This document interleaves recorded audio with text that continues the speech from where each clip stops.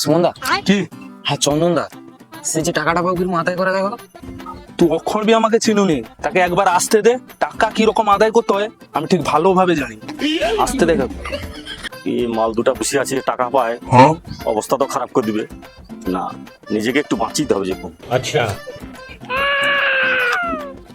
ও চন্দনদা দাঁড়াও, সে টাকাটা যে ধার লিতলো কবি দেবো তুমি, কাই থাইলো তুমি, কি ব্যাপার তোমার? ভাই আর কইস না, প্রচুর কন্ডিশন খারাপ। তোর বৌদি না খুব অসুস্থ, কেন কি হয়েছে?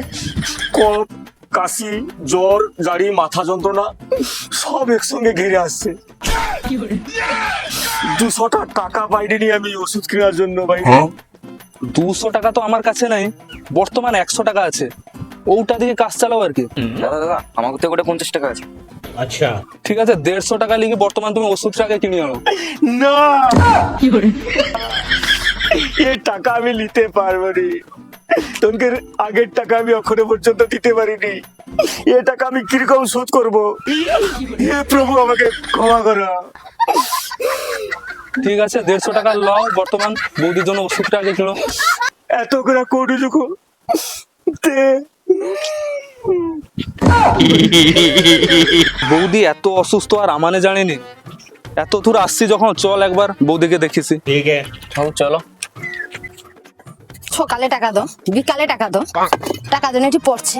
হ্যাঁ, গতর খাটিবে নি, কিছু না আয় করবে নি, টাকা খালি এটি পড়ে আছে। হ্যাঁ, পাইছি ওর, এর কাছে ধার, তার কাছে ধার, কি আর বলছে রে বাবা, কোনো কাজ করবো না, কোনো না। হ্যাঁ, বৌদি তুমি সুস্থ আছো? হ্যাঁ, সুস্থ তোমার কিছু হয়নি? না তো, কেন কি হয়েছে?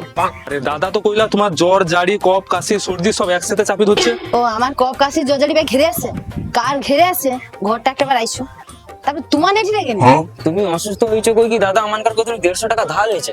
টাকা ফেরত পাবো তো? সে টাকা পাই নাই পাই পরের কথা, কিন্তু তুমি যে সুস্থ আছো এটা দেখে কি খুব ভালো লাগলো। আইসি হ্যাঁ? अच्छा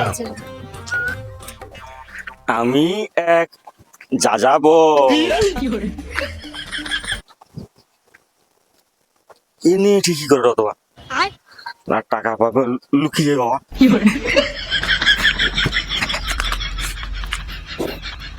কতগুলো যে টাকা লিচে আদায় করি পারবো তো। সে টাকা কি রকম আদায় করতে হয় সে পদ্ধতি খুব ভালোভাবে জানা আছে। এই যে গরম পড়ছে, জামা প্যান্ট খুলে গিয়ে ঢালাই রাস্তায় আধা ঘন্টা শু করে দিলে টাকা ঠিক আদায় হবে। तू तो गया बेटे। मंगल भवन